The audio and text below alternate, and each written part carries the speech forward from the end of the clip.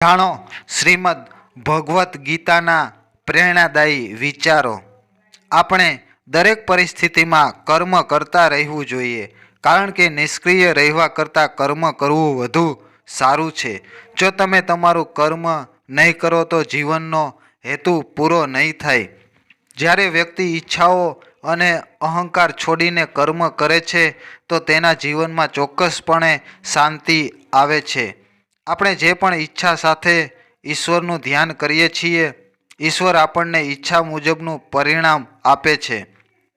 ધર્મ પ્રમાણે કામ કરવાથી શાંતિ મળે છે અને શાંતિથી જીવનમાં સુખ જળવાઈ રહે છે।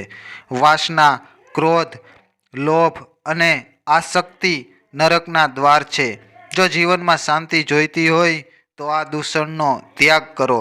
સામાન્ય લોકો વિદ્વાનો પાસેથી પ્રેરણા લે છે। સામાન્ય લોકો પણ વિદ્વાનો જેવું જ કામ કરે છે, એવી જ રીતે સાધારણ લોકો કામ કરે છે। આપણે આપણા કાર્યો અને આચરણ ધર્મ અનુસાર રાખવા જોઈએ। જે લોકો જીવનમાં અનુશાસન જાળવી રાખે છે, સકારાત્મક રહે છે, તેઓ દુઃખોથી દૂર રહે છે। ખાવા પીવામાં નિયંત્રણ રાખશો તો હંમેશા સ્વસ્થ રહેશો। ભક્તિ કરો અને તમારું કર્મ પણ કરો।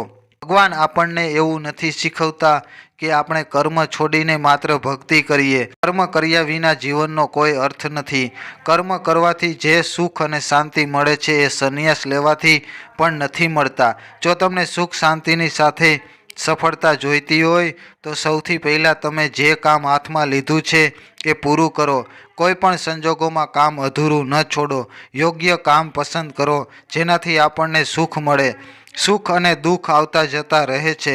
જેઓ ખોટી ઈચ્છાઓ અને લોભ છોડી દે છે તેમને ચોક્કસપણે શાંતિ મળે છે। આપણે ઈચ્છાઓ વિના જીવી શકતા નથી, પરંતુ આપણે આપણી ઈચ્છાઓને ધર્મ અનુસાર ચોક્કસપણે બદલી શકીએ છીએ।